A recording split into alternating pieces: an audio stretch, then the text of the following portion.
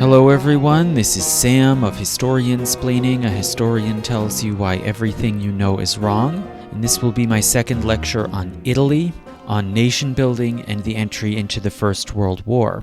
So this is a follow-up partly on my previous series on the origins of the First World War, where I discussed the different countries that entered into and became involved in World War I in the first year in 1914.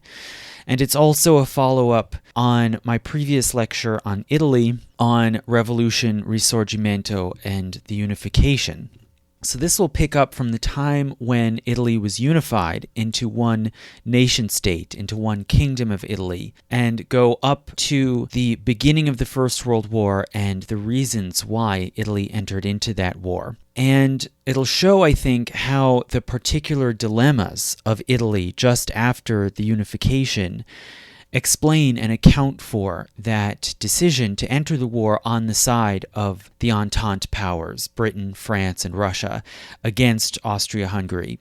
So this begins then with the basic problem, the basic dilemma facing the leaders and the elites of Italy just after 1861, with the proclamation of the Kingdom of Italy. And that has been described as basically the gap between legal Italy and real Italy. And that's even how many Italians described it in the 19th century. The gap between Italy on paper and Italy on the ground. So in terms of the unity of the nation, one could look at a map and see on this map a country of considerable size and population. At the time of unification, it was about 26 million people. And politically, Italy did have important new national institutions, including the monarchy, the parliament, and the army and navy, as well as ministries staffed with knowledgeable and skilled personnel. But even just the map itself was quite deceptive. On the ground, Italy was still really more like a dozen different countries, or even hundreds, that had not yet really been stitched together into a coherent nation-state. And materially, Italy did have some significant resources, including productive agriculture for export and some important industries such as textiles and shipbuilding, all of which together might have made a united Italy in the 18th century or the beginning of the 19th century a major power in Europe. But at the same time, this did not mean that Italy could compete effectively in the world of the later 19th century, when new heavy industries and technologies of transport, communication, chemicals, and war-making were rapidly changing the terrain of Europe. And in actual fact, the country was markedly, even embarrassingly, behind the great powers to the north, including their longtime enemies, France and Austria. And this was seen by the Italian elites as an existential problem. The dream of unification had been achieved, at least nominally, but it could not be guaranteed as permanent or secure. There was still real danger that the country could be invaded, occupied, or forcibly partitioned and dismembered, unless the new state was effectively consolidated. And more specifically, one could say that the Risorgimento movement had built up great expectations for national unity and a government reflecting the supposedly natural and organic unity of the nation, national greatness, the recovery of Italy's primacy or primato in Europe, and social transformation, the liberation and uplift of the poor, and the establishment of social and political equality. But what was the reality? Had it come anywhere close to these expectations? Well, as for national unity, it was still, in fact, highly fragmented. Most Italians spoke widely varying dialects. Only about 10% of the population spoke standard Italian. The social and political loyalties of most of the populace were still very local, tied to the nearest town or city. And there were highly localized economies with widely different rules and customs of land use and contract. There were no railways linking the different regions of the country, and significant areas were totally isolated, reachable only by poor roads. There was no national market or economy. Mainly, the economy was agrarian, and it was largely for subsistence, Surplus crops mainly went to small local markets, and the products for export, such as wine, olive oil, and silk, went abroad to the rest of Europe, which created a further weakness. So the economy of Italy was highly dependent on exports to wealthier states, and hence the entire economy was vulnerable to the ups and downs of foreign markets and to obstacles like tariffs. There was fairly little industrial production, and partly that's because there was no significant source of fossil fuels like coal, as one found in many countries in Northern Europe. And it was mostly traditional workshop production and shipbuilding in dockyards. There was some small or medium-sized water-powered factories in the countryside, especially in the far north, along the lower slopes of the Alps. But there was nothing comparable to the industries that were rapidly growing in Britain, Belgium, Germany, or even France. And the new state was militarily weak, far behind the great powers to the north, and even really behind the Ottoman Empire. And importantly, the completion of unification had been, in this sense, a letdown. It was, you could say, quite anticlimactic. So in 1866, the kingdom was able to take the Veneto from Austria, and then 4 years later to take possession of Rome from the Pope and his French protectors, because these northern powers, Austria and then the French, who were defending those territories, were distracted by wars with Prussia and had to withdraw their armies to the north. But there was no great triumphant battle victory for the Italians, and in Rome, which had been adopted as the new capital, there was no great popular uprising to overthrow papal tyranny or to proclaim a new republic. So the whole business was rather inglorious and even sordid, and it left lingering desire for some great national triumph. And lastly, socially speaking, the class systems in the different parts of Italy had been shaken up to some degree by the abolition of the legal privileges of the nobility and by abolition of some old feudal labor dues, the creation of new national governments and ministries liquidating the older states, including the church-run government of the papal states.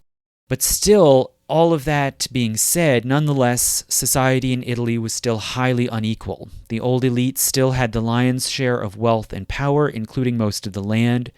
The old upper and middle classes controlled the professions and the government offices. And at the national level especially, the government was dominated by literate elites from the northwest, especially Piedmont.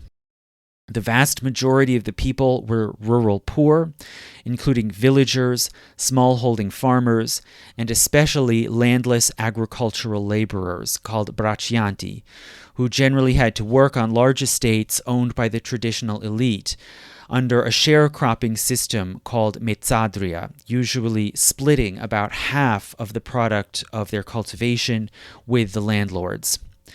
The conditions of most of the population were abysmal by the standards of Northern Europe. The large majority were illiterate, over 70% at the time of unification. Very few of them had any political rights. Only men over the age of 25 who could pay at least a certain minimum amount of taxes and hence had to have considerable wealth or income were allowed to vote, and the electorate comprised only about 2% of the population. The living conditions were deplorable, with endemic diseases, including malaria along the coasts, typhus and tuberculosis in the large towns, and about half of the towns and cities had no sewage disposal system. There was very poor diet, especially in times of hunger or scarcity, and many in the north, especially in the Po Valley, relied almost entirely on maize for their nourishment and hence suffered very often from pellagra, a disease resulting from a lack of vitamin B in the diet. Now, that being said, by and large, the worst conditions of poverty, instability, illiteracy, and political violence and repression were concentrated in the south, which was particularly rural, undeveloped, and isolated. And after the unification for several decades, there was a continuing power vacuum in the South as the state was very slow at establishing its actual authority on the ground. And this power vacuum was filled by local grandees, including landowners, professionals, and clergy. In the interior mainland, or the so-called Mezzogiorno, which was a general term for the southern end of the mainland, there also were small-time bandit warlords. In Naples, a great deal of power was taken up by the Camorra, which were unofficial consortiums, lay consortiums that controlled jobs in the harbors and shipyards, smuggling, prostitution, and other organized crime, and that provided some degree of security, charity, and social insurance for workers. And these dated back to the 1600s, but grew greatly in power in this time of instability after the unification. In Sicily, the power vacuum was taken up more by the mafia, which was comparatively newer than the Camorra in Naples, but was in some ways similar. It was a network of crime syndicates based especially in the western part of Sicily. And in that area, the court system under the new Italian government was very slow-moving, understaffed, and dysfunctional. And so businesses needed some way to make contracts that could be enforced and to protect their properties and holdings against theft and fraud. And so they turned increasingly to local gangsters who formed sort of initiatory societies with great pretensions, sort of like the Carboneria before them, but apolitical, and that claimed to have a sort of code of ethics and conduct. But they were basically glorified protection rackets, which nonetheless flourished because they provided needed services like contract enforcement and dispute resolution. And it seems that the name derived from an old Sicilian term mafiosi, which meant sort of braggarts, local toughs who were arrogant, who were swaggering and scoffed at the law. And then it seems in the 1860s, in the years just after the unification, the word mafia first appeared as a back formation to describe these new sort of gangs and networks of local crooks. And all of these institutions, in a sense, came to dominate the more highly organized and lucrative aspects of Italian society in the South. And this presented an increasingly entrenched problem for this new national government as they tried to actually govern. But the big overarching issue, regardless of these local particularities, the big overarching issue was the lack of national identity or cohesion. The grand vision of the Risorgimento had not been given any substance, and the nationalist ideal was still most embraced by the urban middle classes and had not effectively taken root among most of the population, especially outside of the big cities. So all in all, one can see this massive gap between concept and reality, which was impossible for anyone in Italy to ignore. And various classes in Italian society would try to somehow close this gap and resolve this dilemma in different ways, to close the chasm, you could say, between legal Italy and real Italy. So how did they go about this? Well, there was a campaign, especially among the literate elites, to cultivate a sense of national identity and patriotism. These strategies included, most bluntly, military conscription. So this policy was extended from Piedmont, Sardinia to the whole of Italy in 1862. So all men over the age of 18 were conscripted into the military for terms of 2 years. And it seems this policy was very unpopular and there was widespread evasion, but it was considered important nonetheless for purposes of military readiness, but also for building a national patriotic consciousness beyond local ties and loyalties. And it did have some success in this over the years. There were efforts also in private civil society to promote patriotism and civic virtues. There were sports leagues founded to promote especially martial sports like shooting and wrestling. In art, there were styles and movements that celebrated the Roman classics and also Italian classics like Dante. There was promotion of the new standard Italian language based on the Tuscan dialect, which could be seen in the great works of Dante and Petrarch. And then later also, especially after about 1880, the rise of a new social realism called verismo, which was seen in novels and paintings depicting the lives of the common folk and the middle classes. The state also enforced commemoration of the Risorgimento and of unification. Holidays were proclaimed, statues erected, and streets renamed, especially after Garibaldi, who was sort of the one universally embraced national figure among all regions and classes. The national cult was most popular with the urban middle classes and civic elites, who saw themselves as building and spreading a sort of national civic iconography. But also, the campaign had some degree of success in taking hold among the peasantry as well. So the populace was still mostly devoutly Catholic, and there was a long tradition of veneration of saints. And the new cults of national heroes could then coexist and even, you could say, harmonize with traditional lay Catholicism. Garibaldi and Mazzini in particular captured the popular imagination, and it was not unusual in peasant households to see shrines to St. Mary or to other preferred patron saints alongside portraits of Garibaldi and Mazzini. There was also concerted promotion of the royals as national symbols. So much of the new governing elite, especially from Piedmont, believed that they had to promote the royal house of Savoy as unifying symbols and focal points of loyalty. Now, this did not get as far as the cults of Garibaldi and Mazzini, in part because the kings themselves were so unremarkable. So firstly, Victor Emmanuel II, who'd been the king of Piedmont, Sardinia, he, of course, was proclaimed king of Italy in 1861. And as a ruler, he was competent enough, including as a war commander, but he was otherwise a bland personality. And he also, even when he came to the throne, he caused some controversy because of the matter of numbering. He still continued to present himself as Victor Emmanuel II because he was the second of that name of the House of Savoy, but he was the first king of Italy, and he didn't call himself the first, almost as if the rest of Italy outside Piedmont was just an afterthought for him.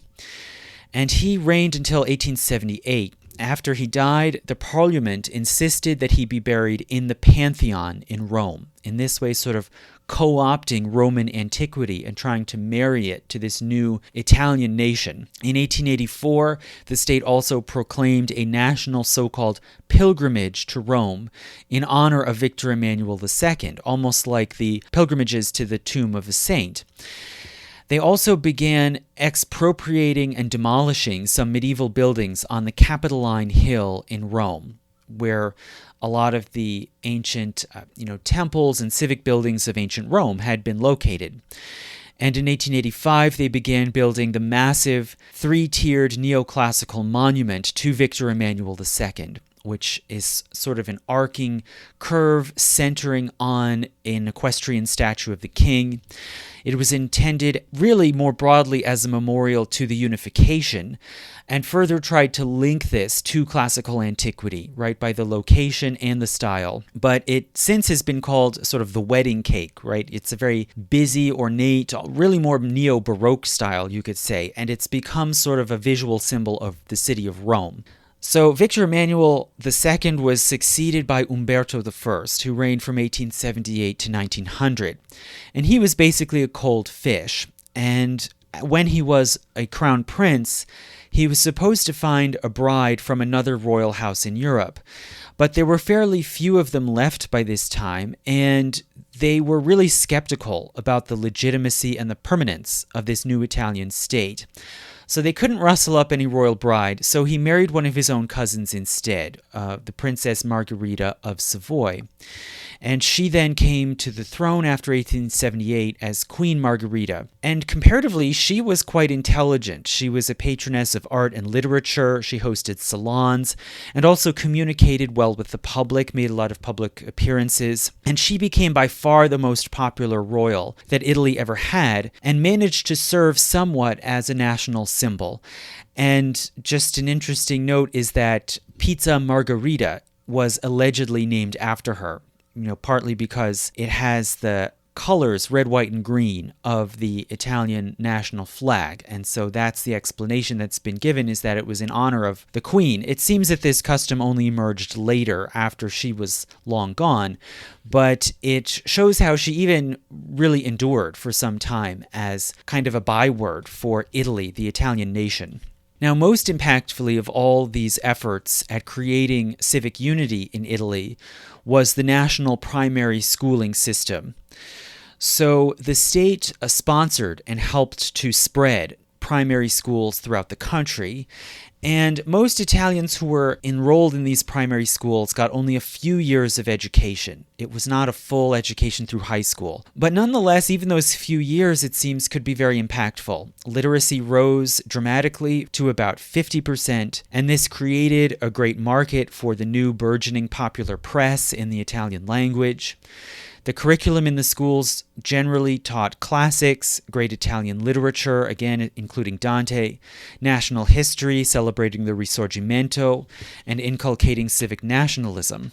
But perhaps the most important strategy of legitimation that the state undertook, and which ultimately failed, was they sought the blessings, literally the blessings of the Catholic Church. So the Catholic Church was the only practically universal social institution throughout Italy, and it was very much part of the fabric of society, from top to bottom and from north to south. And so the state sought legitimation, beginning with the proclamation of the new kingdom in 1861. And the new constitution technically proclaimed religious freedom, and it liberated these minorities like Protestants and Jews. But it also proclaimed that Catholicism was the state religion. So there's a bit of a tension there. And the kingdom requested the churches and cathedrals to hold masses to proclaim and consecrate this new state by performing the Te Deum hymn and reading out proclamations of Victor Emmanuel II as King of Italy, much as churches had customarily done before many times for the foundations of new states or for the accession of new rulers. But many churches refused to do so. It really came down to the willingness of the local clergy. Some despised this new state for taking away much of the territory of the papal states, which they took as an insult to the papacy. Some were also suspicious of the state's liberal ideology and its proclamation of religious freedom. And even more so, many saw the Italian state as merely transient and bound to fail or fragment. They didn't take it seriously as a permanent sovereign power. So there was widespread refusal to proclaim the new state, and this refusal was then taken as a betrayal and disloyalty. It inflamed the long-standing anti-clerical feelings of much of the population, including a lot of the liberal middle class. Italy at this time was devoutly Catholic, but even many devout Catholics were anti-clerical and already distrusted the clergy and their extensive powers, and that included a lot of these northwestern elites from Piedmont who had built the new state. So the state did not give up or back down on this quest, and similar standoffs recurred repeatedly through the 1860s and 70s, including as Italy gained new territory in the Veneto and then in Rome. And again, furthermore, as the state tried to create this new calendar of national holidays and to foster celebration of national victories, by and large, the church literally shut its doors. So this feud continued to escalate into a kind of low-level political war that roiled through all the rest of the 19th century and into the 20th century. So this took on, sort of, you could say, the dimensions of a bloodless civil war. Pope Pius IX forbade Catholics to vote or run for office in national elections. In the 1860s, the state retaliated with a long campaign to curtail church power. They seized a great deal of church land and property, dissolved and suppressed religious orders that were seen as too powerful. They took control of the institution of civil marriage and refused to recognize marriages made only in the church. They set up this primary school system with a secular curriculum and no requirement to teach religion, although many of the schools did anyway. They required university professors, including members of the clergy, to sign loyalty oaths, and they fired several professors at the University of Bologna who refused to sign the oath. They asserted the right to approve or reject appointments of bishops in Italy, which had been done before in many states around Europe previously. This was not an unknown practice. But the papacy resisted this requirement until eventually dozens of episcopacies all around Italy were vacant, and the church and the state had to sit down and work out a compromise. And as this was going on, the Pope Pius IX more or less went full reactionary. In 1864, he issued a so-called Syllabus of Errors, and dispatched it out to the various episcopates all around Italy and Europe. And this so-called syllabus of errors basically rejected all liberal ideology.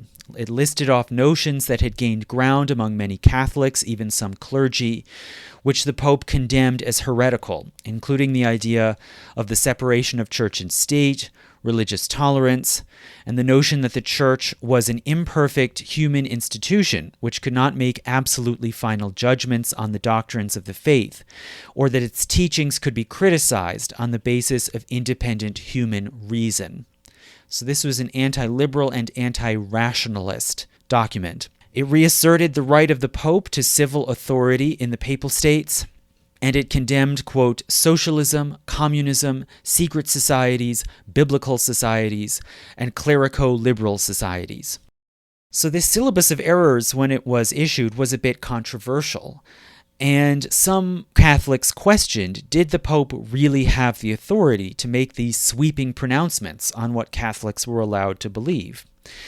So in response, in 1869, the Pope convened the First Vatican Council. And this council basically rubber-stamped the Pope's proclamations, including the syllabus of errors. And furthermore, it endorsed the doctrine of papal infallibility, basically holding that when the Pope speaks in his formal capacity as Bishop of Rome on matters of doctrine, he is the final authority. So this became the widely accepted teaching now of the Catholic Church, that the Pope is the final and infallible authority on doctrinal matters when speaking ex cathedra, meaning from the position of his office, not just, off-the-cuff comments to the press.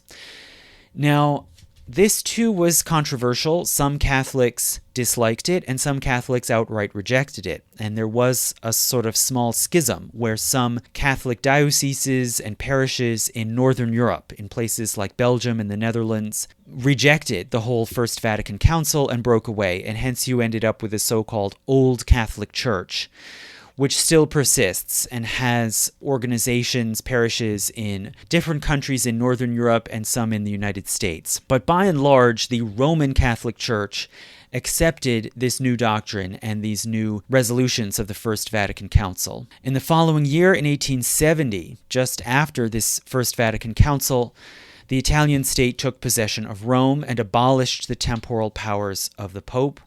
The Pope then declared himself a so-called prisoner of the Vatican and refused to venture out because he might end up in a situation where he would have to recognize being subject to Italian authority.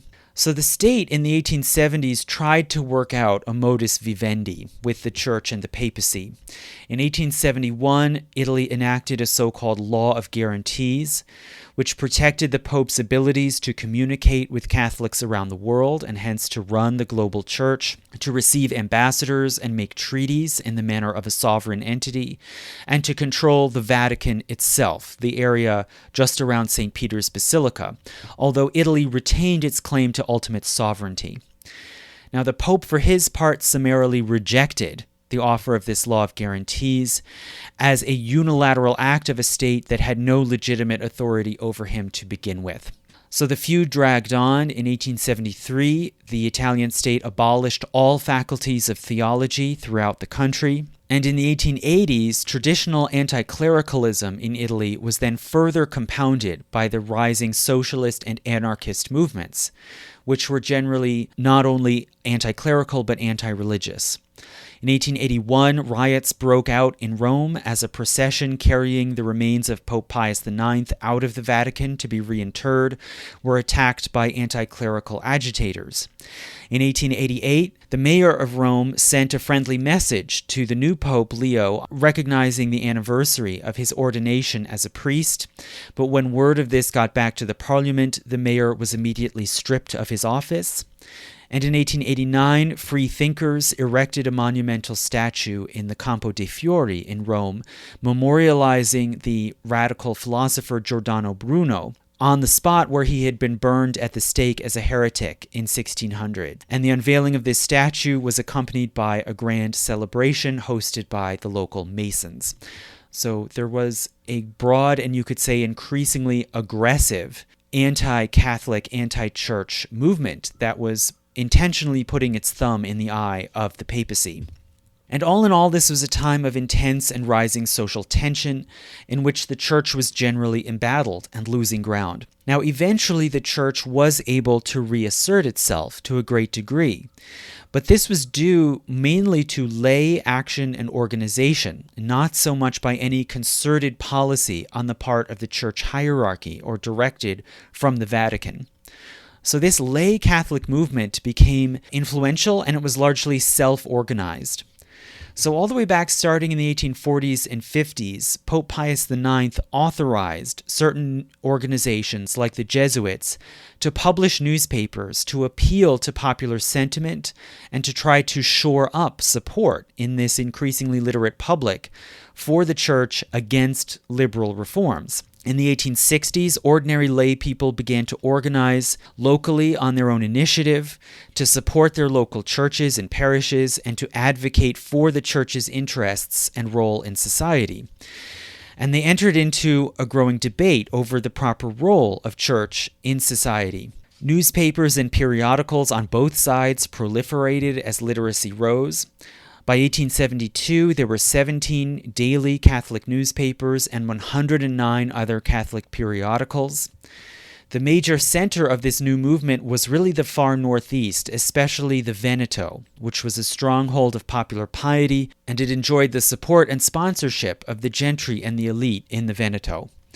In 1874, these various lay Catholic social organizations and associations amalgamated together into a national umbrella group called the Opera dei Congressi, and they held public meetings, pilgrimages, and petitions to Parliament in defense of, quote, the sacrosanct rights of the Church and the Papacy.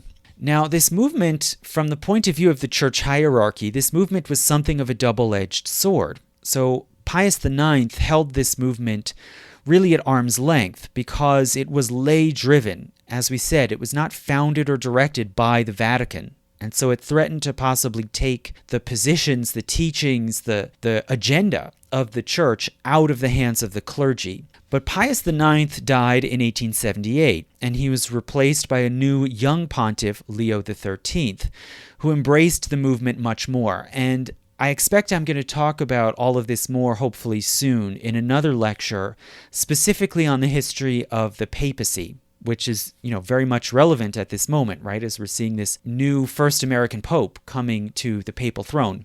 So I expect I'll talk about that more later this month, maybe next month. But this Pope Leo XIII, who, as you may know, is the main namesake and inspiration for this new Pope Leo XIV, Leo XIII tried to draw upon this new popular support and energy as a bulwark against liberalism and anti-clericalism, and also even more against the new rising challenge of socialism. So this was the big new presence bursting onto the scene. So how did this come about? Where did this come from? Well, socialism in Italy began initially as a small, fairly fringe movement, mainly among the liberal middle class and also among some urban workers and small business people in the big cities. Newspapers and periodicals from the socialist point of view began publishing after 1880, and gradually they started to bring in some radical ideas from other parts of Europe, including Marxism and the new feminism. But the movement actually only got so far in the big cities. It was never as big in urban Italy as it was in Germany or France or Britain. There was really just not enough of an industrial working class in the cities in Italy. Rather, socialism found its main audience among the poor rural peasantry, especially in the 1880s and 90s. So this is, counter to our contemporary stereotype of socialism, right? That it's sort of this effete urban movement. The main base of socialism was the rural poor. And one has to understand this in the economic context of the time. So over the course of the later 1800s, there were dramatic changes to rural life in Italy due to commercialization of agriculture, and it was often encouraged by the state. So there was rapid enclosure and sell-off of what had been common lands, and revocation of peasants' rights to graze their animals in wild or unused lands. So peasants more and more were unable to support themselves by animal grazing and herding, small farming, gardening, foraging in these wild lands. And they were forced more and more to work for wages or to work as sharecroppers on large growing commercial plantations in this system called metsadria, the dividing in half, in which peasants grew crops for the market and had to give about half. It could vary the exact proportion, but usually about half to the landlords. So you can see this is very similar to the so-called enclosure movement that had already happened in Northern Europe, especially in Britain, several hundred years earlier, back in the 15 and 1600s. And now it was coming late to Italy, but especially rapidly. And in the 1880s, particularly, there was intense economic tumult. So there was growth of the economy with the international financial boom, which brought investment into Italy, but also there were great losses, especially from the widespread closure of international markets with protective tariffs and with fewer and more expensive imports, which caused rising food prices and a great deal of hunger and discontent among the peasantry as well as among poor urban workers. And with this intensifying impoverishment, many Italians emigrated. That was probably the most common response, and I'll talk about that more a bit later. But for others who did not emigrate but remained in Italy, millions started to band together and to demand improvements to their economic lot, especially the power to bargain collectively and to renegotiate the tenancy and mezzadria contracts that governed rural labor.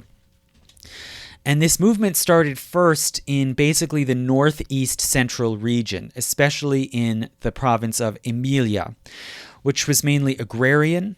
And geographically, it runs basically diagonally along the northern foothills of the Apennine Mountains. So the mountain range runs sort of diagonally from northwest to southeast across central Italy. And on the northern flank, where they slope down to the plains of the Po Valley, that is basically Emilia. And in this area, the landless sharecropping laborers, called braccianti, began to organize into unions and cooperatives. Many of them adopted socialist or anarchist philosophies, demanding radical reform of the rural labor system, or even the overthrow of established society. They became a conduit, too, for radical atheist or anti-clerical ideas. From Emilia, the movement then quickly spread northward into the Po Valley, into large parts of Lombardy and the Veneto, and also southwards into the mountainous uplands of central Italy, including in Tuscany and Le Marche. And eventually, in 1892, these various unions and cooperatives also amalgamated and founded the Socialist Party. Now, at first, this party had little to no representation or voice in government, since the landless peasants couldn't vote. But nonetheless, they did get some urban allies, including among small business people and professionals in the cities. And so they did manage to get a small foothold in government. Then after this, the movement also spread southward, basically leapfrogging all the way to Sicily, where there was a wave of strikes and demonstrations that were usually suppressed by the state, which backed up the powers of the landlords. So as a result of the economic downturn and then the suppression of the peasants' movements, emigration jumped. So the 1880s was the time of the first enormous wave of emigration out of Italy, and it started initially with workers in the port cities, such as Genoa and Naples, where it was easy, to just basically jump onto a ship and take it to America or someplace else.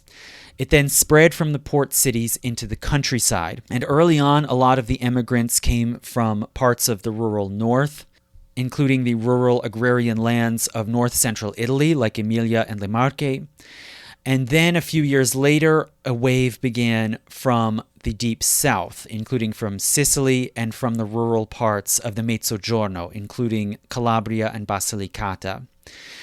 And these immigrants went firstly to other parts of Europe, especially France and Germany.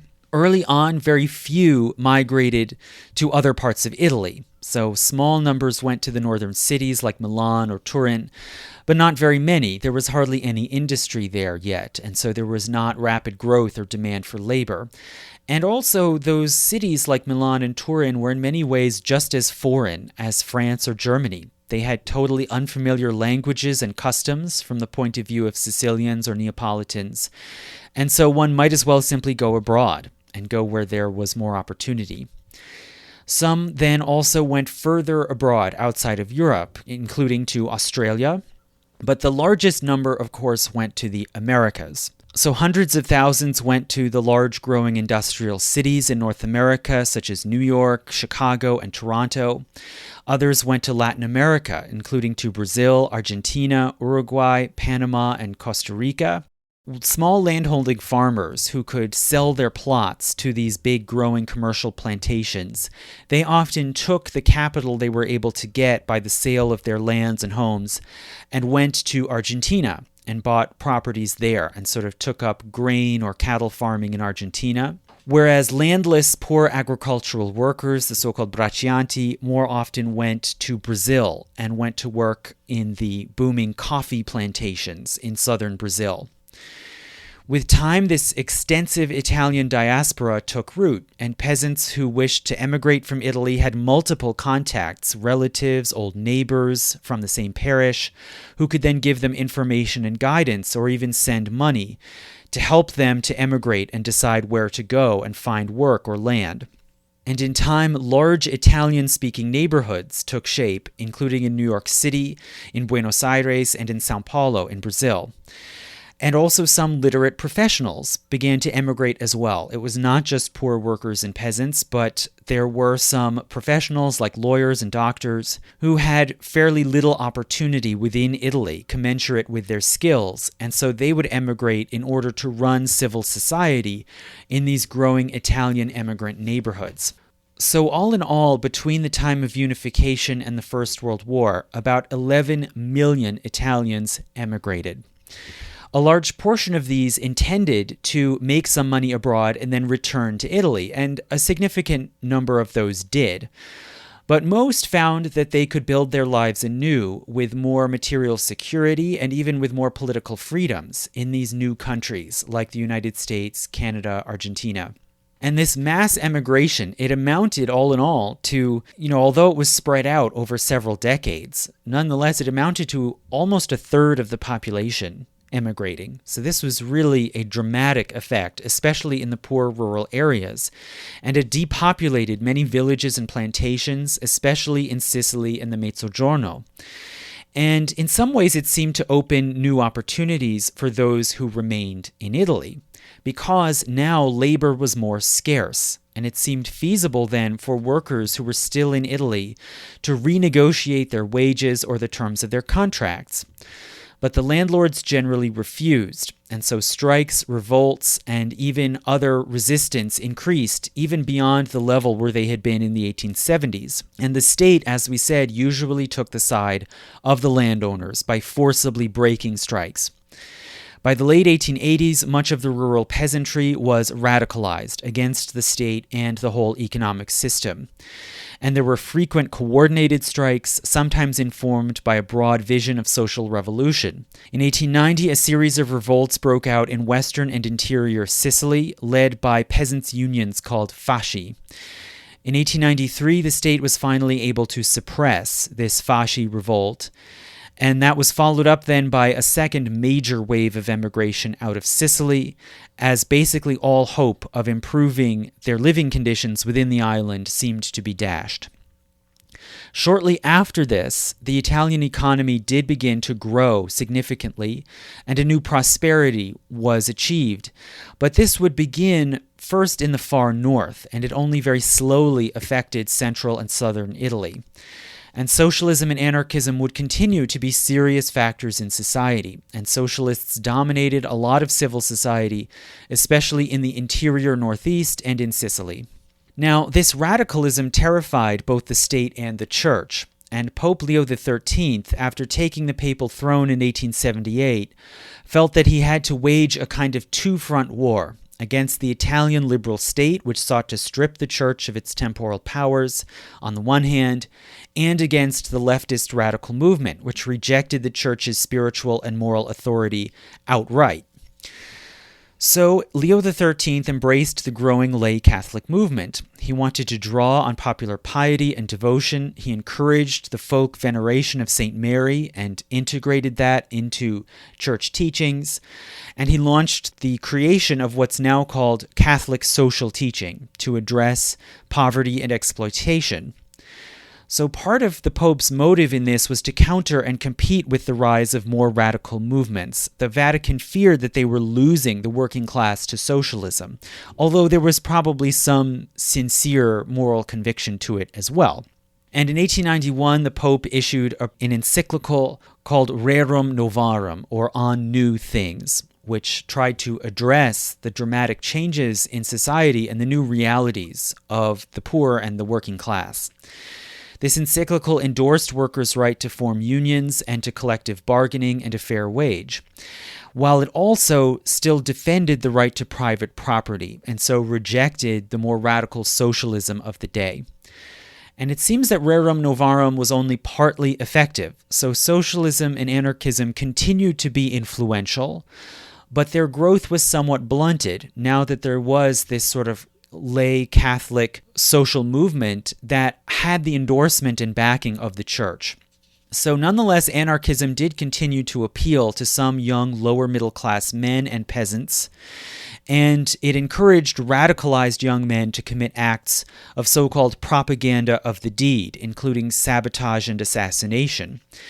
And in fact, an anarchist would come very close to killing the new young king Umberto I after he took the throne in 1878, and another would finally succeed in killing that king in 1900. So this was the very unstable and divided background against which the political leaders in Rome, in the parliament and in the ministries, had to try to consolidate this new state and to build some sort of national unity and stability. So as we said, the central dilemma standing in the way of political consolidation was the unfulfilled promises of the Risorgimento, and more deeply you could say the fact that the Risorgimento itself had never been entirely consistent. It always had different aspects and different factions, mainly the more moderate and the more radical. So the movement as a whole tended to see reform and national unification as going hand in hand, as in the thought of Mazzini, right, who was a social revolutionary and a nationalist. But at some point, revolutionaries had to choose what was their real priority, which one was more fundamental to them. In other words, was social reform and uplift a mere means towards the end of national unification, or was national revival a means towards social revolution? And this hard choice could be avoided for a long time when this was all still conceptual and hypothetical. But their decisions were forced when it came to the actual practical work of governing this new state. And different leaders of the Risorgimento responded to these dilemmas of the state differently. So Mazzini, for his part, he had something of a renaissance in the 1860s. He'd been largely discredited, seen as unrealistic, ineffective by 1860. But after the unification, he gained a new relevance. His essay on the duties of man was highly popular and widely read, and it emphasized social revolution and uplift, combined with patriotism and self-sacrifice. Mazzini campaigned in support of working men's associations and cooperatives, and by and large, it seems he prioritized the idea of social transformation, and which in his view had not yet been realized. But nonetheless, he also, like the church, he was not a socialist. He still believed in politics and citizenship as fundamental and prior to class. In this way, he was unlike Marx and the Marxists, who saw politics as merely a reflection of class power and economic power.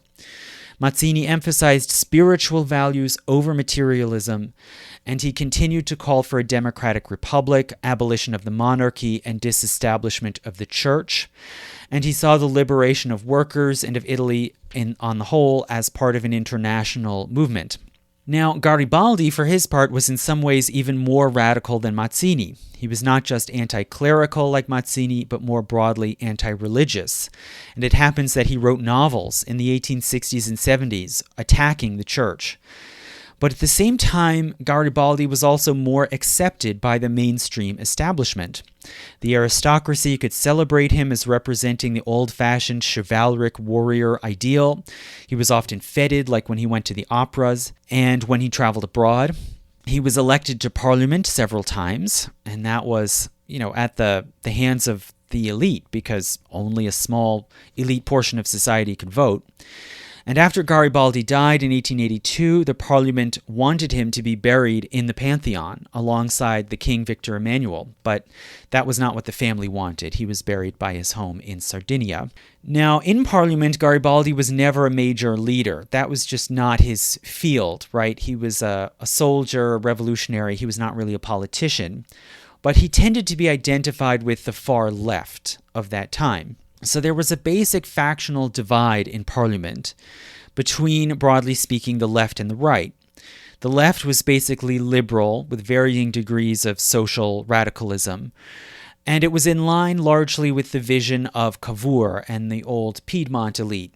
The right was more conservative, largely landowners and local notables. They were more supportive of the church, and they came more from the rest of the country outside Piedmont.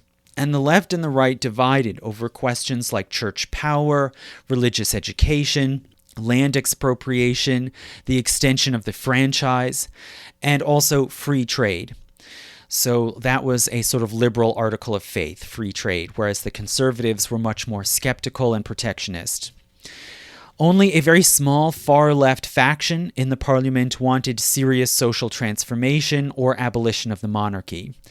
More radical socialists had very little presence in parliament because, as we said, the working classes couldn't vote. Early on, in the 1860s and 70s, there was severe instability in parliament and in the creation of governments. So Cavour, the mastermind, you could say, who, the architect of unification, he died just a few months after taking office as the first prime minister. And after that point, there was intense feuding in parliament between the left and right factions. And over the next 15 years, the country cycled through 10 different prime ministers. And very little long-term vision could be carried out. A partial solution was reached in 1876, at which point the left-leaning liberal Agostino de Pretis engineered a ministerial coup, overthrew the conservative government, and took office as prime minister. And de Pretis was a long-time liberal from Piedmont and an ostensible leader of the left. But once he took office as prime minister, he completely realigned the political configuration in parliament. He brokered an alliance between the moderate liberals and the moderate conservatives in the House and brought different parties of the left and right into his cabinet. And this strategy was called trasformismo, basically meaning realignment. And so de Pretis' centrist coalition put him into office 3 times over the next 11 years. So he was prime minister for a total of 9 years until he died in 1887. And he was really the first long governing prime minister of the country. He was able to build some stability in government for the first time, and he notably started early Italian colonial ventures abroad in East Africa. But the drawbacks of his system were that, for one thing, trasformismo did not allow any large-scale vision or project of reform to be carried through. In this way, the country continued to be paralyzed. He governed basically non-ideologically by favor trading and log rolling. The only big reform that his government enacted was an extension of the franchise in 1881, which reduced the tax and property requirements to vote. So with this reform, the electorate grew from about 2% of the population to 7%. So it was still only an elite set of men that could vote, but it was a bigger sampling of society. And this broadening of the franchise did lead to some eventual change, with more voice for the middle class and for small farmers in parliament. Other downsides of de Pretis' system were in public mood and perception. Politics were seen increasingly as dirty and sordid. Without an ideological program, the government had to cobble together votes by promising favors and spending in different MPs' districts, basically what, in America we call pork barrel politics. And the sort of sordid and grubby nature of parliamentary politics in this time was summed up by a more leftist liberal MP named Francesco Crispi, who we'll talk about more later. And he wrote this about the workings of Parliament in 1886. Quote, "You should see the pandemonium in Montecitorio," and that was the site of the Chamber of Deputies. "You should see the pandemonium in Montecitorio when the moment approaches for a solemn vote. The government's agents run through the rooms and corridors trying to win support. Subsidies, decorations, canals, bridges, roads, everything is promised, and sometimes an act of justice long denied is the price of the parliamentary vote." End quote. So the government functioned largely through this kind of favor trading and back scratching. And in particular, Southern MPs from the Southern districts became especially critical because the South was so deeply impoverished and severely underdeveloped compared to the North, with hardly any rails or other infrastructure, in many places even unstable politically, plagued by banditry. This meant that these regions were the most severely desperate for any kind of state investment. And hence Southern deputies were, in a sense, the most biddable, the easiest to buy off, even with promises of modest projects or improvements. And they became, ironically then, the kingmakers. And this at least helped to draw some investment and development into the South, although it continued to be relatively poor and isolated. There was also extensive corruption, real and perceived. Many politicians had to fund their own electoral campaigns, and hence they took out large bank loans, sometimes at very favorable rates from those banks.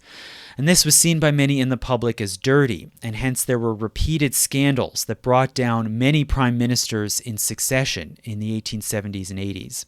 And more broadly, there was a growing perception of governmental weakness, laziness, and dysfunction. And the Italian term for this sort of mood of sloth and dysfunction was scioltezza. One widely read poet, Giosuè Carducci, who was an old Mazzinian revolutionary, observed that people in Italy had expected the new kingdom to be a new Rome, virile, ambitious, and patriotic, but instead they got a new Byzantium, decadent, sclerotic, and corrupt. There were widespread social Darwinist ideas gaining ground as well, and this fed into a sense that Italians were passive and cowardly due to their Mediterranean genes or due to the influence of the mild climate, and hence there were demands for a strong leader. So there was a notion that the country ought to elevate a man of vision and energy, a kind of Napoleonic figure who would invigorate the nation and change its character rather than simply reflecting it, as the parliament did.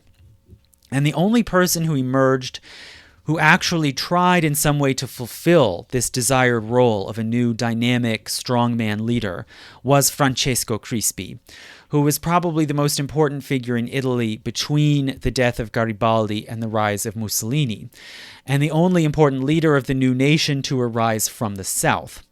So Crispi was a veteran of the Risorgimento. He came from the democratic revolutionary wing of the movement, but like De Pretis, when it came to this dilemma between social transformation and national aggrandizement, he ultimately chose the latter. Right? The purpose of social transformation was to invigorate and assert Italy as a world power. He was born and raised in a small town on the south coast of Sicily. He was trained as a lawyer, and he got involved in revolutionary organizing and newspaper publishing as a young man. In the 1850s, he basically served as Garibaldi's eyes and ears in Sicily.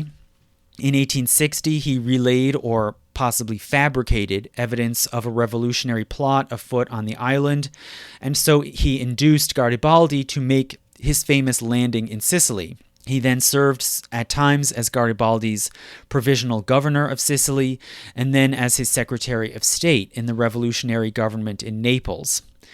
After the unification, he became an MP, and he was assigned to represent a rural district called Tricarico in the interior of the region of Basilicata, basically in far south-central mainland Italy. And this was one of the few parts of Italy that was arguably even more poor and isolated than the southern coast of Sicily. In 1873, after taking office as their representative in parliament, he actually traveled there to this district in Tricarico. And it was highly inaccessible. There's no train station anywhere near there. He had to go take the train to the town of Eboli, just below Naples, and then take a 2-day-long carriage trip up the roads to Tricarico. He found the people there dirt poor with no access to markets, even if they did have surplus crops to sell. Almost nobody there except the clergy was literate, and they were weighed down by heavy taxes. During that trip to Tricarico in 1873, Crispi wrote to one of his colleagues, quote, "I will not describe to you the shouting, the swearing, and the tears.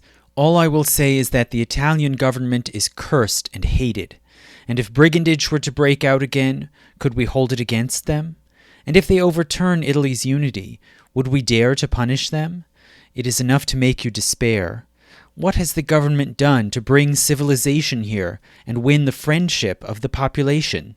Nothing." End quote. So you can see here that Crispi is expressing not just concern for the people's suffering, which, probably bothered him, but even more so the fact that they had no grounds for loyalty to the state. This was his big animating concern. The state had to change the condition of the poor and of the Deep South, or else they would lose their loyalty and Italy would break up. That was his fear. Nation building was his real fundamental goal. Social revolution was a secondary means to that end. And he went on a mission to promote loyalty to national institutions. He served in De Pretis's cabinet in the later 1870s and 1880s, and he became an important animating force behind his government, and especially because De Pretis himself was not very animated. He was a rousing speaker. He gave speeches excoriating the cowardice of Parliament and the petty wrangling over small measures, which he called micromania, and he often called for bold action. He was a proponent of extending the franchise on the grounds that it was needed as a form of political education. So both the left and the right agreed that the great unwashed masses were ignorant and lacking in civic consciousness or virtue. The question was just what to do about it. Should one exclude them from the political process or bring them in? And Crispi was the main advocate of bringing them into politics, and he championed the bill that extended the franchise to smallholders in 1881, and he hoped that this would sort of elevate them into greater civic consciousness. But he also repudiated the idea of a democratic republic. He argued that, quote, "monarchy unites us, a republic would divide us." And in 1878, he was the main spearhead insisting that Victor Emmanuel II should be buried in the Pantheon. And also, further, he insisted that his successor, Umberto, should be proclaimed Umberto I, not the fourth, right? Emphasizing that this was a new Italian monarchy. Most importantly, perhaps, though, Crispi was an advocate for assertion of the country abroad. So he believed that it was necessary for the country to involve itself aggressively in foreign affairs in order to foster unity and patriotism at home and to elevate the monarchy. He believed that this would further the national dignity, and he wanted to emulate the spirit of revolutionary and Napoleonic France. He was anxious for Italy to protect its power and interests in the Mediterranean and to enter into the race for overseas colonies. So he was alarmed and upset when Italy failed to gain anything from the Congress of Berlin in 1878, when European powers started to hash out their plans and agreements on carving up Africa. So Crispi's left faction and also the public became dismayed in 1881 when France took over control of Tunisia. So the French already had Algeria and most of Morocco, and now with Tunisia they controlled most of North Africa, including lands that were less than 250 miles from Sicily. So there was a growing fear here of the French, the fact that France was becoming a serious imperial power alongside the British, which could potentially dominate the Mediterranean and encircle Italy. They were, as we know, a longtime enemy of Italy. They'd been the traditional defenders of the Papacy and the last foreign power to withdraw from the Italian peninsula. So Crispi, in this context, began to advocate within the De Pretis government. He began to advocate for an alliance with Germany in order to contain and counterbalance the French. And as we said, he was a good orator, and he increasingly took this cause to the public as well. In 1882, Italy concluded a pact with Germany, thus forming the so-called Triple Alliance of Germany, Italy, and Austria-Hungary. And this offered Italy a more secure place as a new rising power, and a serious counterbalance to France. But the cost was that they had to put aside their long, bitter enmity towards Austria, and to give up their claims on so-called Italia irredenta, or unredeemed Italy, meaning the lands that the Italian state maintained were properly part of Italy, but were still in Austrian hands. And this included mainly the city of Trieste on the Adriatic and the South Tyrol in the Alps. So it was a very uneasy alliance, right, with Austria-Hungary and Germany, but it made some sense in the context of the 1880s and the rising French Empire. And it opened the door for the possibility of Italy entering into the scramble for Africa. So since 1869, when the Suez Canal had opened, Italian shipping companies had had trading bases in East Africa, mainly along the coast of the Red Sea, that big corridor connecting the Mediterranean to the Indian Ocean and Asia. And Italians, with British approval, had seized direct control of the town of Assab near the straits linking the Red Sea to the Indian Ocean. So they took control of Assab in 1882, the same year that they concluded the Triple Alliance. And with this initial success, the Italian state then got more ambitious. They were sort of, feeling their stones. And some argued that Italy should expand abroad and build a serious colonial empire so that the thousands of people emigrating from Italy at this time would have a place to go. Rather than simply disappearing abroad to America or Australia, they could instead be directed to populate Italian colonies and serve the national interests. But really, more fundamentally, it was just a matter of national pride. If France and Britain and Portugal could have colonies in Africa, then Italy should too. So in 1885, Italy sent more troops to occupy another city of Massawa. And since they were meeting little resistance there and the British did not object, they started throwing their weight around, raiding and occupying more villages around the area. Now, the problem was that they ignored the nearby African kingdom of Ethiopia, which was the largest, wealthiest, and most powerful independent state in Africa. And Ethiopia started to become very concerned about Italian troops encroaching on their borders. So in January 1887, an Ethiopian military governor sent forces to corner and destroy a detachment of 500 Italian soldiers at the village of Dogali. And the Italian press sort of tried to make lemonade out of lemons here, and they celebrated that at least the Italian troops did not flee or break formation, but had fought and died heroically. But it was another crushing national embarrassment. A few years later, after this disaster, De Pretis died, and he was succeeded by Crispi, who became the new prime minister. And he was widely seen as the man of the hour, the only one capable of salvaging the situation and the national honor. So in his first 4 years in office, Crispi's government enacted a slew of reforms, liberalizing the penal code and reforming the prisons, extending the rights of labor against employers, including the right to form unions, and the right of private citizens to lodge complaints against the government.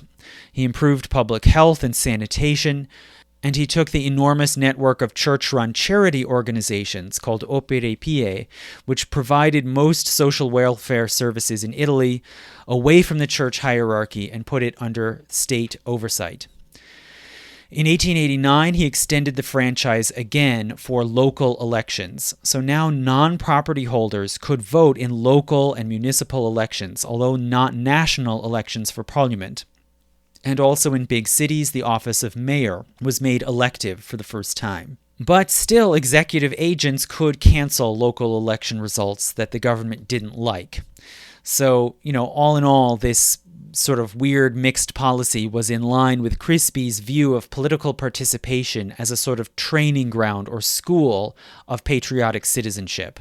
His real main concern, of course, though, was foreign affairs.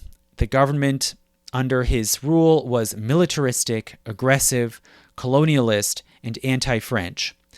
He butted heads with the longtime civil service, especially the foreign ministry, who were mainly Piedmontese and pro-French and did not support his aggressive foreign policy. So he enacted a series of new decrees, concentrating power in executive hands, making the executive operations more secretive, and suppressing criticism of his government.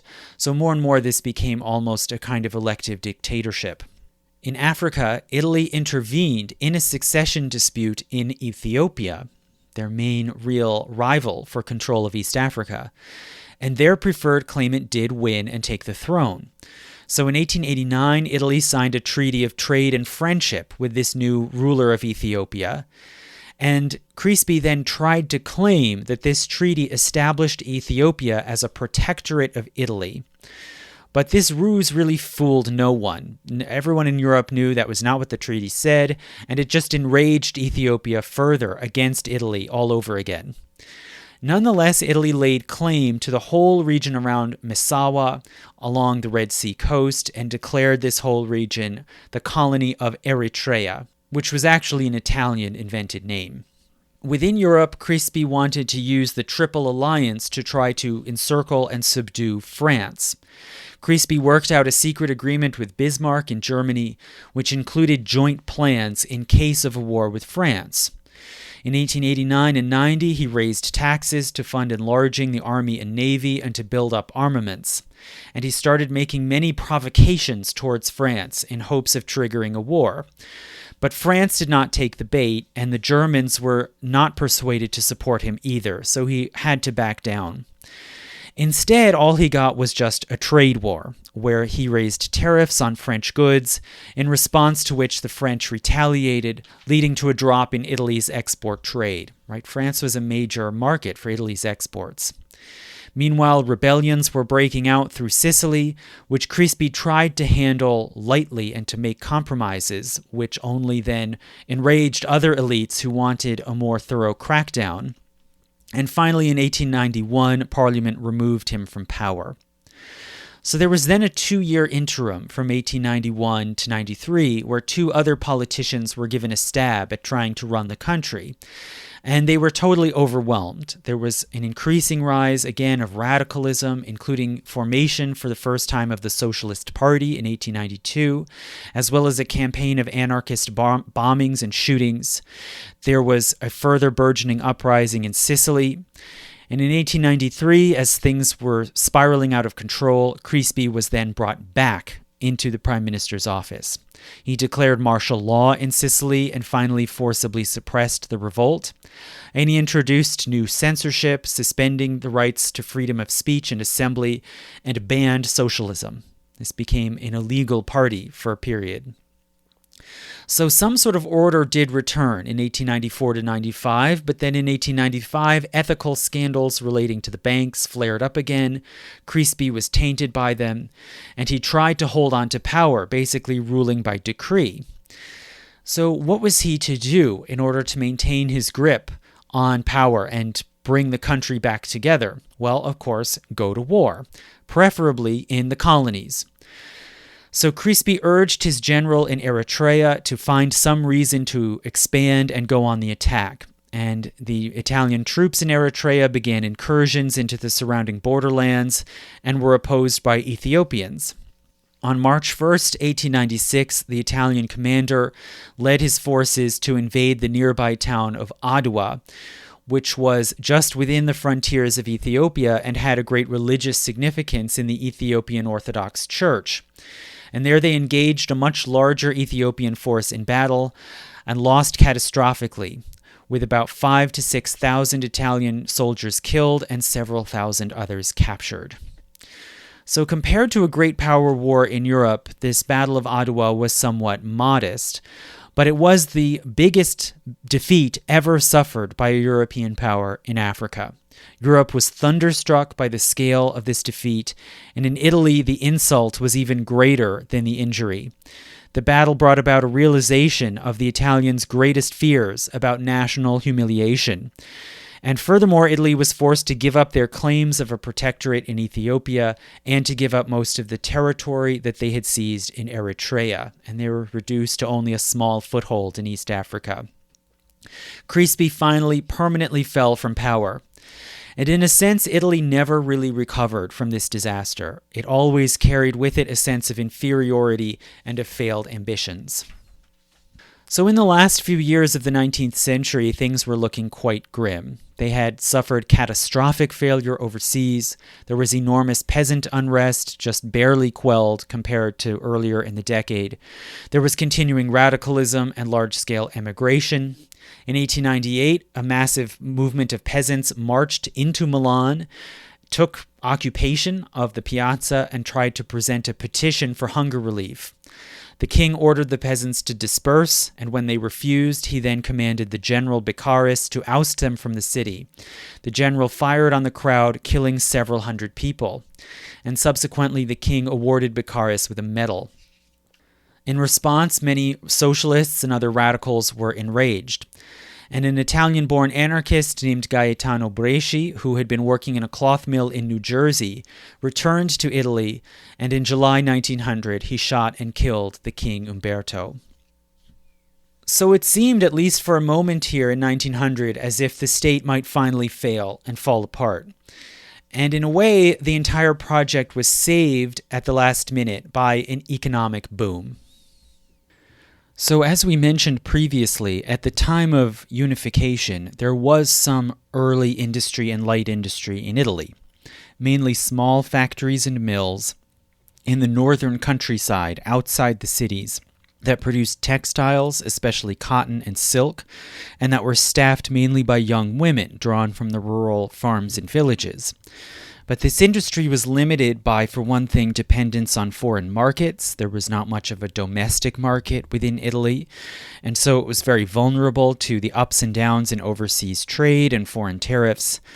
And also they were limited by the lack of an easy energy source, like coal. There were basically no fossil fuels to be had in Italy, and hence their main power came from water. So much of the country was fairly dry most of the year, but in northern Lombardy and Piedmont, on the southward-facing slopes of the Alps, there are rivers with many cascades, carrying snowmelt down from the mountains, through narrow valleys, and down to the Po Valley below. And industrialists could harness this water power with mills and turbines to drive machinery in workshops and small factories. The Italian government tried in different ways to enact policies that they believed would support or harness this industry. So after unification, they enacted liberal free trade with low trade barriers, and they entered into extensive free trade agreements with other European powers. And this was all basically an article of faith of mid-19th century liberalism. And this was beneficial for some export industries such as wine and textiles. But also it devastated some industries, especially in the South, that had served more domestic markets and that had long been supported by protective tariffs under the Bourbon regime. For instance, the shipbuilding industry in Naples was devastated by the removal of the protective tariffs after unification, and this led to a lot of unemployment of workers in that city. But by and large, the low trade barriers were beneficial if other countries reciprocated by keeping their tariffs low and by allowing Italian exporters access to their markets. And this helped in some ways to buoy the economy through the 1870s. But the situation began to change in the 1880s, so there was a sort of broad sea change in economic thinking and strategy all over Europe, as the liberal free trade era ended and gave way to a protectionist age, and different European states, including Britain and France, raised trade barriers and tried to foster closed imperial trading spheres, with colonies serving as markets for manufactures from home industries in Europe. And Italian farmers and manufacturers found it harder to export their products abroad, while meanwhile they had to compete with increasing cheap imports of steel, cloth, and grain, including from America. So as soon as Crispi came into office as prime minister in 1887, he followed the trend of the age and put up high protective tariffs on all of these imports. and he particularly targeted France, the biggest trading partner, but also, in Crispi's view, the biggest political and military adversary of Italy. France then retaliated, hence leading to a 10-year-long trade war, which ultimately hurt Italy more than it did France, and fed into the severe unrest in the countryside and in the south. So Crispi's trade policy was mostly a bust, but he did also encourage the sponsorship of new infrastructure, including government subsidies, helping to extend important infrastructure into the south, especially railroads, where they had previously just been in the northwest. And the country was fairly well connected by rails by the end of the 1890s. They also encouraged the commercialization of land. So the reforms in land use, which had terribly disadvantaged the peasantry, did at least facilitate the consolidation of large plantations and the conversion to efficient production for the market, including of grapes and silk, which could be processed in domestic industries. But even after all of this, in the 1890s, domestic industry still lagged far behind even France, let alone Britain or Germany, which were leaps and bounds ahead, fueled largely by coal and other fossil fuels. And Italy, by about 1895, seemed almost like a relic of a different century, and it was hard to see how they could possibly close this yawning gap with the greater powers. But nonetheless, a boom did begin, and real growth started in the late 1890s. There was some benefit, as we said, from the import tariffs for particular sectors. There was also reform in the banking system, which had been, the cause of these repeated political scandals. Finally, reforms were brought in to encourage domestic and foreign investment.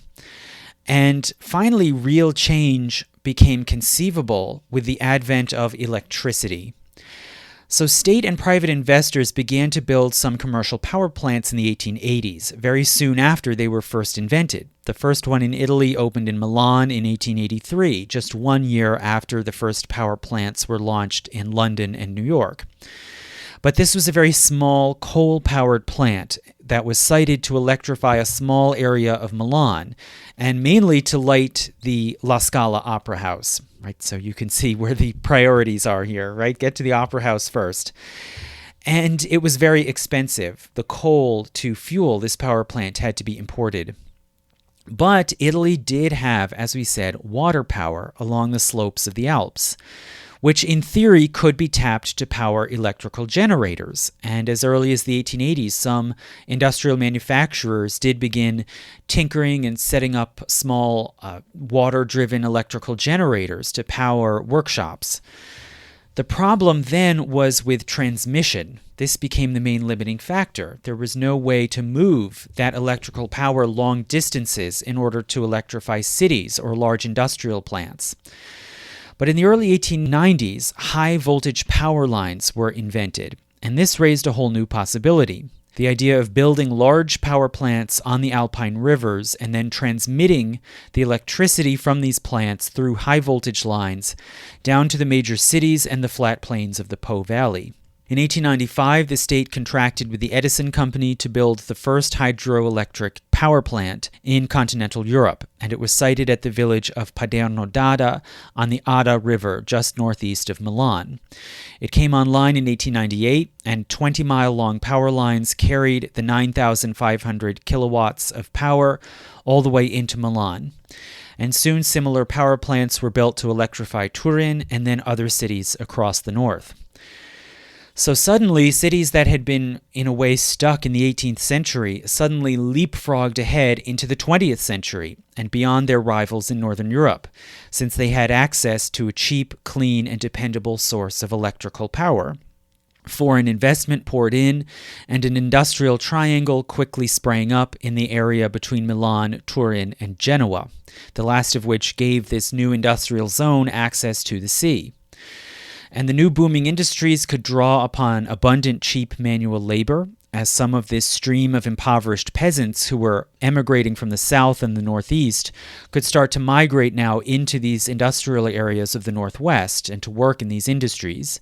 They also could draw upon abundant, highly trained Italian engineers and designers who were often underemployed.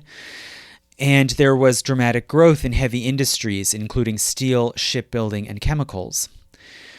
But also new industries arose, often focused on producing high-value luxury consumer goods, which could reach wealthy consumer markets willing to bear the extra cost of the high tariffs. A major example of this was automobiles. So by about 1895, some small firms in the Northwest, which mainly had been making bicycles, started producing motorized wagons or carriages with internal combustion engines, usually custom-made for wealthy clients, especially for racing.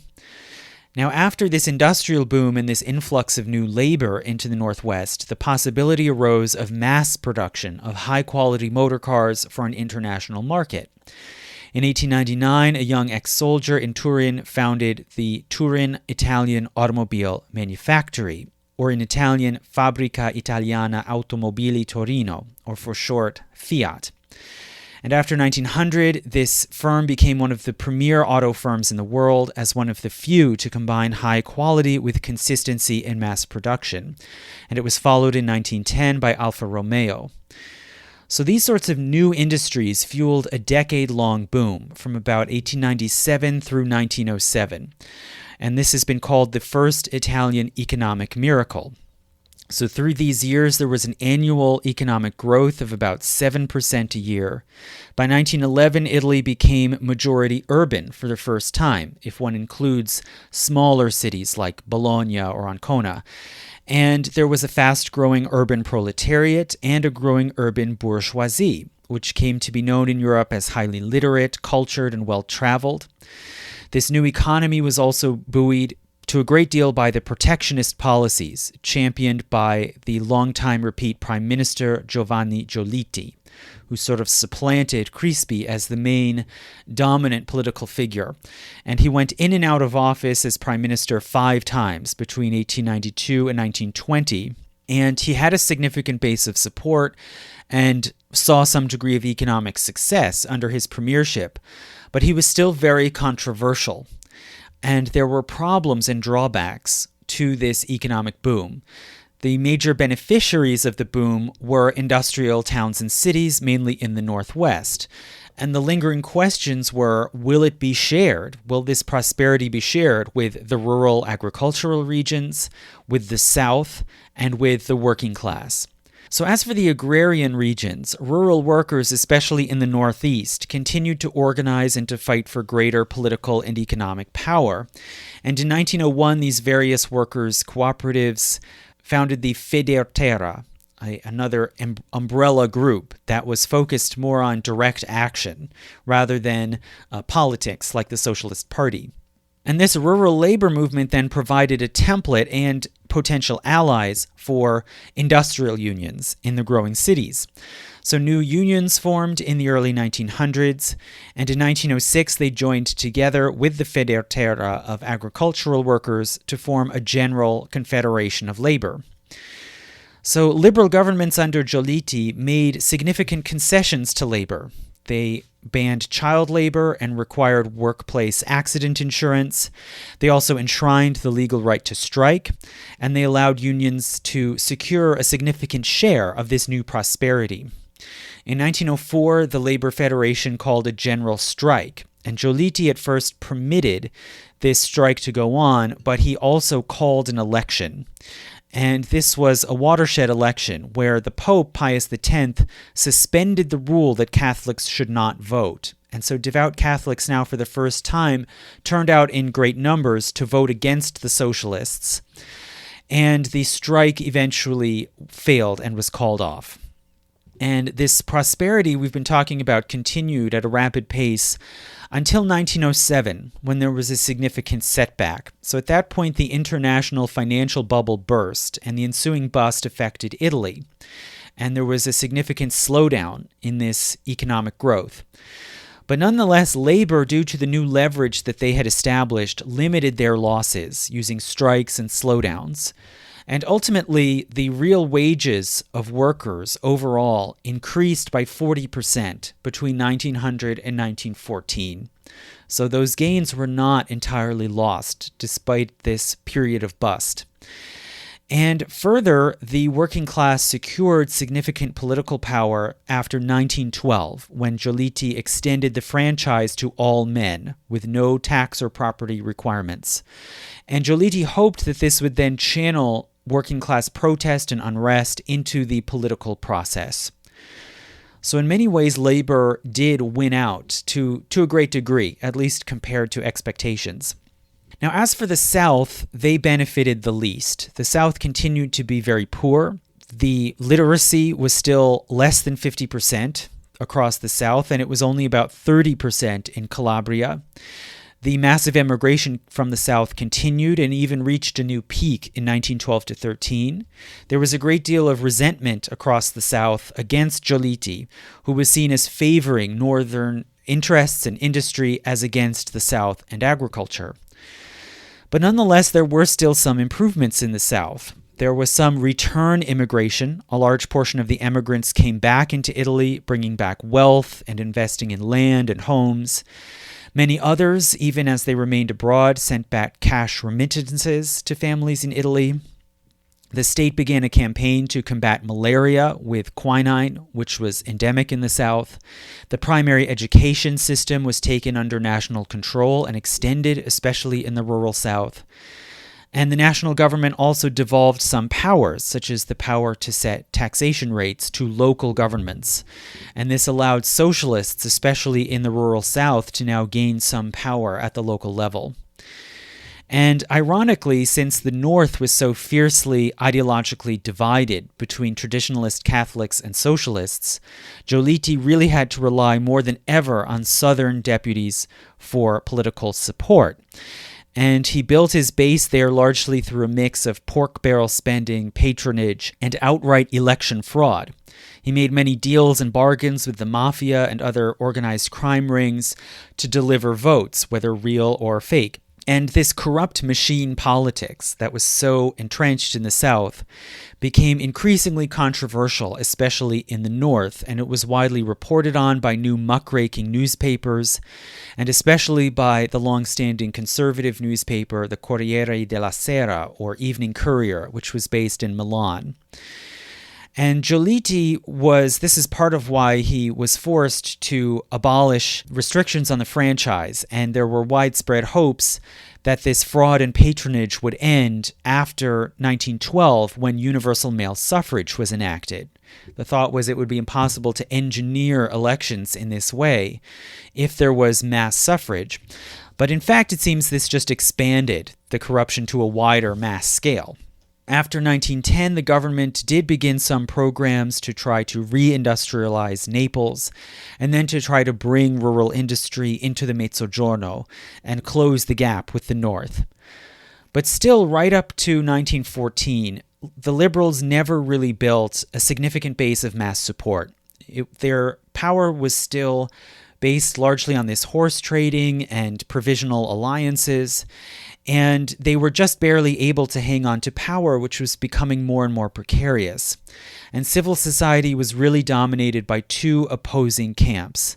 The socialists, which were now really strong everywhere in all regions of the country, and the Catholics, who, for their part, recognized the validity of some socialist demands for social uplift, but tried to enfold them into a wider Catholic ideology.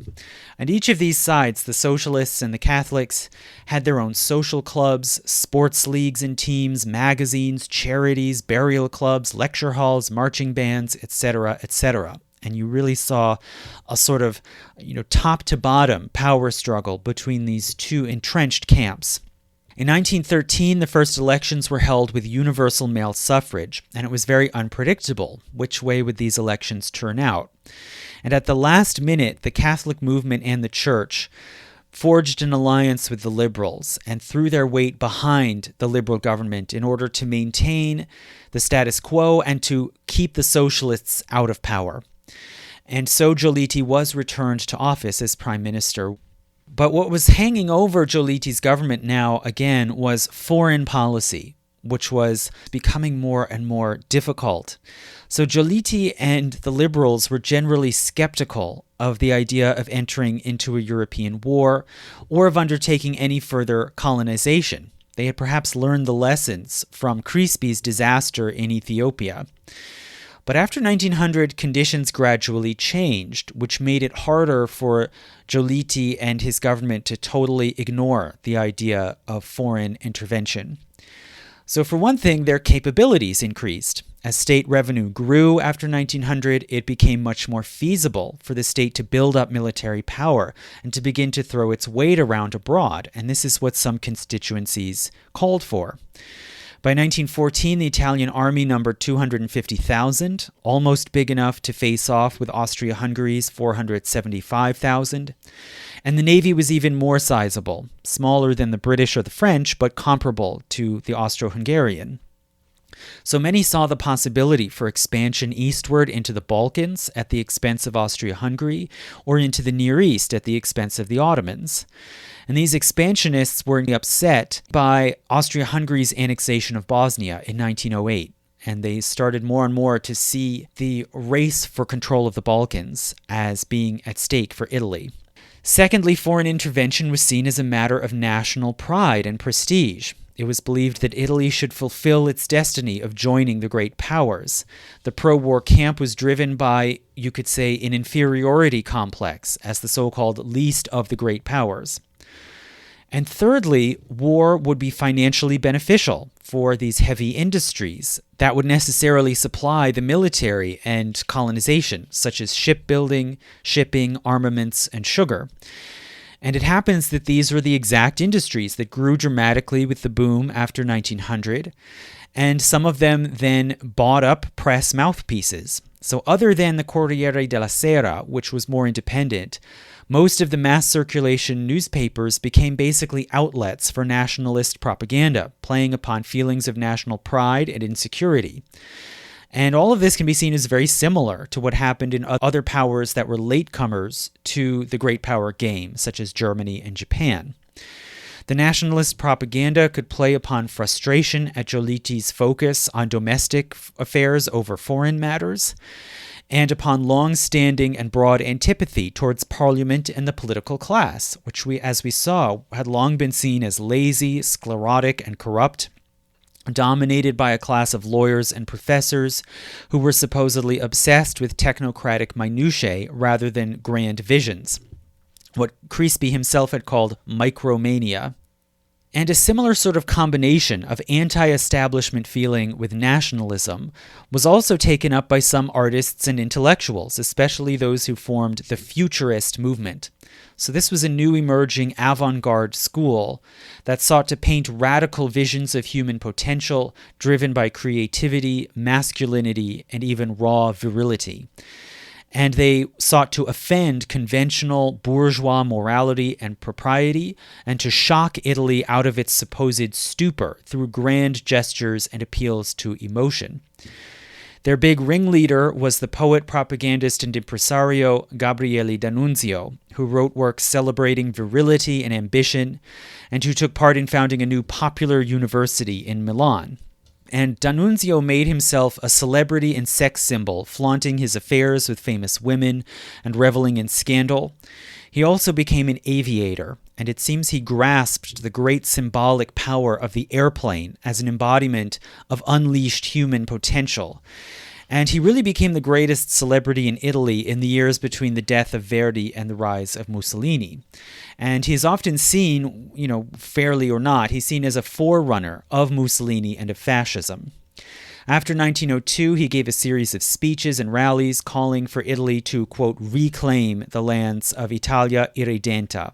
So those are the lands like Istria on the Adriatic that had Italian speakers but were under Austrian rule.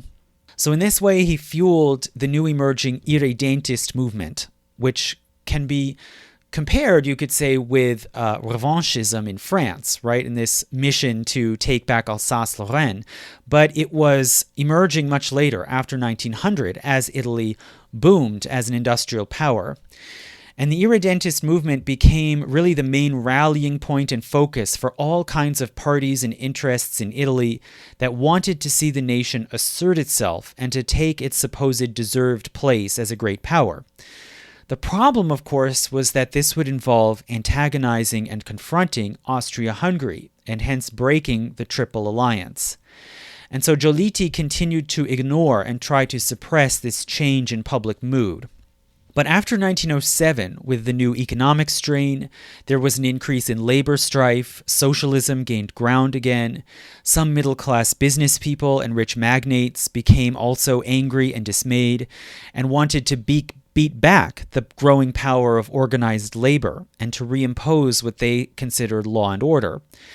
And so these emerging small business people and also industrialists increasingly embraced nationalism and irredentism as a way of unifying the country and suppressing class conflict. And in 1910, they formed the Italian National Association. So by the beginning of 1911, the pressure was really too great, and Giolitti's government, it seemed, would fall unless they did something to sate this growing hunger for foreign adventure and to basically, redirect attention away from internal political problems. The popular press began agitating for Italy to take Libya, so a country in North Africa on the Mediterranean. This was a long-time Ottoman province, but it was relatively far from Turkey, and the propagandists argued that Libya was minerally rich but undefended, and Italy should take away this chunk of a dying Ottoman Empire before someone else swooped in and did so first, most specifically France, which was expanding into North Africa. And they argued that it would be easy, there were no real Ottoman defenders, and it would be a military walk. So the government finally gave in and invaded Libya in October 1911. And this action was notable, for one thing, for the first ever use of aerial bombardment in warfare. But the invasion turned out to be a long, bloody conflict. Right? The Ottomans were not the greatest defenders, but the local Libyans on the ground didn't want to be conquered by Italy either. So the Italians did not establish control even of the coast of Libya until the summer of 1912, and interior areas of the country remained still out of their control. So by the end of 1912, even the nationalists who had clamored for this war were disappointed and disillusioned with Giolitti's government. And Giolitti tried to save his skin now by pivoting to the left and trying to get support from the socialists instead. And he did so by offering to bring them into his cabinet, which they refused, and then by instituting universal male suffrage and enfranchising the workers and peasants, which then more than doubled the electorate. In the 1913 elections, the socialists did gain some seats, but not as much as had been feared. However, this new sort of energized socialist party that entered into politics were more radicalized. They were disgusted by the war in Libya, and the Socialist Party was taken over by a more hardline leftist cadre of young revolutionary leaders, including among them Benito Mussolini, who rejected cooperation with the liberals and the whole idea of liberal parliamentary democracy. So Giolitti's liberal government finally was saved for the moment by the mobilization of Catholic organizations who supported him against the socialists. But by now the country was deeply and implacably polarized. There was a new massive wave of strikes and renewed rural violence between landholders and the braccianti. And this can be seen in some ways as similar to the instability going on at the very same time in Britain. But there was a crucial difference where in Britain, working class radicalism could be channeled into politics through the Liberal Labour Alliance. This couldn't happen in Italy. Right? The liberals were now caught between inflamed left and right blocs. And by the end of 1913, it was clear that the center could not hold. In March 1914, Giolitti finally threw up his hands and resigned. And he was replaced as prime minister by a conservative southern landowner, Antonio Salandra, who basically tried to clamp down and reestablish order in the country. So in the spring of 1914, Salandra's government began suppressing radical dissent. One tactic that they used was placing conscripted men who had socialist, anarchist, or Republican views into a so-called disciplinary battalion, which really was a punitive battalion, where they would be treated with harsh discipline as a kind of forced re-education. Socialists and labor unions organized so-called anti-militarist protests to demonstrate against this disciplinary battalion and against foreign wars and military spending. One such rally was held in Ancona, the main port city in Le Marche on the Adriatic, on June 8, 1914. And the local police, or carabinieri, fired onto the marchers, killing 3 of them. Word of this killing got out by labor networks. Even though the government forcibly shut down telegraphs, word still got out by word of mouth, and it sparked a nationwide wave of strikes, demonstrations, and even insurrections that seized control of local governments in the northeast central part of Italy. It took about 7 days for the National Army to reestablish government authority, during which time another 17 people were killed. And this week-long revolt came to be called the Settimana Rossa, or Red Week. And the revolt seemed to show that Italy was still in a dangerously divided and even precarious state. So when a few weeks later the Archduke Franz Ferdinand was assassinated in Sarajevo and a diplomatic feud developed, not many Italians paid attention. There were much more dramatic things going on at home.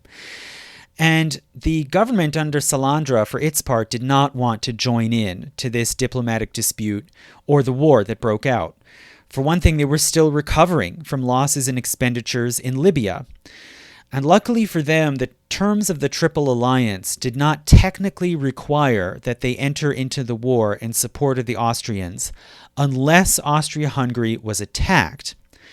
And the fact that Austria, in fact, actually attacked Serbia first gave Italy then a plausible out. And on August 2nd, they declared Italy's neutrality, even though Austria-Hungary in response was furious and struck medals depicting the Italian king as Judas. But among the public in Italy, very few wanted any part of this war that had broken out. Liberal and Catholic opinion leaders saw it as needless to get involved. The Pope Benedict XV, taking office in September 1914, saw the war as a needless catastrophe, and devout Catholics largely followed his lead. And what is more, socialist workers and peasants were adamantly opposed. And in the fall and winter of 1914 to 15, socialists demonstrated against high food prices and also demanded that Italy stay out of the war. One notable exception to this general opposition to entering the war was the editor of the socialist newspaper Avanti, who was named Benito Mussolini. He broke with the party line in November 1914 and called for Italian intervention in the war. And his reasons for this switch are not entirely clear. Apparently, Mussolini hoped that the war would lead to a massive transformative cataclysm, and he wanted Italy and the socialists to be able to steer the outcome of events. But for whatever reason, he took this position and he was cast out of the Socialist Party. And so he started his own pro-war newspaper called Il Popolo d'Italia, or the People of Italy. And he got funding for this undertaking from industrial magnates and from the French government, who hoped that Italy might enter the war on the side of France and the Entente. And this pro-war movement brought about a sort of realignment, and it joined together various elements of the far right and the far left, who had very different goals, but coalesced around the idea of joining the war probably on the side of the Entente against the Central Powers, even though those were technically Italy's allies. So many patriotic leftists, for their part, wanted to support the secular Democratic Republic of France against the supposedly repressive reactionary powers of Germany and Austria-Hungary, and they wanted to hasten what they hoped would be an international social revolution, and they saw themselves as following in the tradition of Mazzini and Garibaldi. Extreme rightists, for their part, wanted to reclaim the Italia Irredenta lands from Austria. They wanted to extirpate the old, inactive, timid Italy of Giolitti, what they called Italietta, or Small Italy. And they wanted to re-energize and reunify the nation through war. And the futurist leader F.T. Marinetti created a slogan, Marciare non marcire, march, do not decay. The Prime Minister Salandra, for his part, was gradually persuaded to change his position and open his mind to possible intervention. He saw the war as an opportunity to possibly restore national order within the country. He could claim wartime executive powers to suppress protest and dissent, even by force, and to rule by executive decree without even consulting parliament. The king, Victor Emmanuel III, for his part, wanted to see national aggrandizement through gain of territory and victory on the battlefield. So in the winter of 1915, the government began to secretly reach out to both sides in the war in order to see what the different sides might offer to Italy in order to induce them to enter the fray. So there was sort of a bidding war. And in April 1915, the Prime Minister worked out a secret Treaty of London in which the Entente powers promised to support Italy's claim to Austrian territories if they joined in the war. And Italy would get not only the South Tyrol and Trieste, but also Istria and most of Dalmatia on the eastern side of the Adriatic. In May 1915, there was another wave of pro-war demonstrations, mainly by students and by the urban petty bourgeoisie. So now this more sort of right-leaning pro-war movement is taking up the tactics of the socialists. And some of these demonstrations clashed violently with anti-war counter-demonstrators. And this movement of rallies was joined finally by Gabriele D'Annunzio, who gave a fiery speech at Quarto in Liguria, which was the site from which Garibaldi had launched his expedition of the Thousand in 1860. And his speech very provocatively mimicked Christ's Sermon on the Mount, and it had lines such as, quote, "Blessed be the youths who hunger and thirst for glory, for they will be sated," end quote. So finally, on May 21st, 1915, the Prime Minister, the Cabinet, and the King persuaded Parliament to vote to give them executive war powers. And 2 days later, on May 23rd, the government openly declared war on Austria-Hungary. They began to mobilize the army in order to attack Austrian positions along the northeastern border. And on June 23rd, Italian forces first engaged the Austrians along the Isonzo River in Friuli in the first of several failed attempts to take Trieste. So this decision to enter into the war was highly controversial, and it was seen as partisan. There was no great outpouring of patriotic unity, as had happened in other countries in 1914. The government's hope was that a victory would bring about that desired unity. And morale through most of the war was low, and the campaign against Austria generally went poorly. But nonetheless, the die was cast, and the government would prosecute this war for the next 3 years. So there are some important things to note here about Italy and its entry into the First World War as compared to other great powers that we've discussed. For one thing, Italy was not under external threat. They were really irrelevant to the war, and there was not much chance anyone was going to attack them. They did not feel duty-bound to enter the war in order to protect allies, as some powers like Britain did in 1914. Rather, the Italian government entered the war totally by choice. It was completely opportunistic for both foreign and domestic reasons.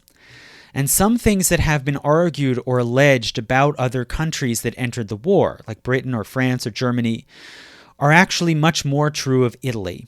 For instance, the government was pushed by public pressure and nationalistic enthusiasm. Right? So as we said, those crowds that gathered around Westminster or the Reichstag in 1914, they were not full of enthusiastic nationalists who wanted to march off to war.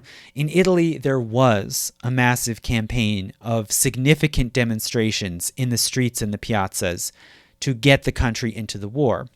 And the government's decision to acquiesce to these demands was strategic and political. The state wanted to use the war as a way to suppress internal dissent, and especially to try to neuter socialism and the left wing. The government thought that they would benefit politically from entering the fight, and wartime measures would restore social order, and territorial gains supposedly would shore up the state's popularity and legitimacy. But, as you may know, most of these results ultimately did not come about. The pro-war movement, like the Risorgimento, was, in a sense, a victim of its own success. It raised high expectations that it could not meet. They wrote checks that they couldn't cash. And many have seen the roots of fascism in that pro-war movement in 1914 to 15, and this is true to some degree. But it's important to note that this movement transmuted eventually into fascism, not because of its success, but because of its failure and disillusionment with the actual course of the war. So thank you again so much for listening, and thank you especially to my patrons who make this podcast possible. And as I mentioned before, I hope soon to be able to post a discussion of the history of the papacy.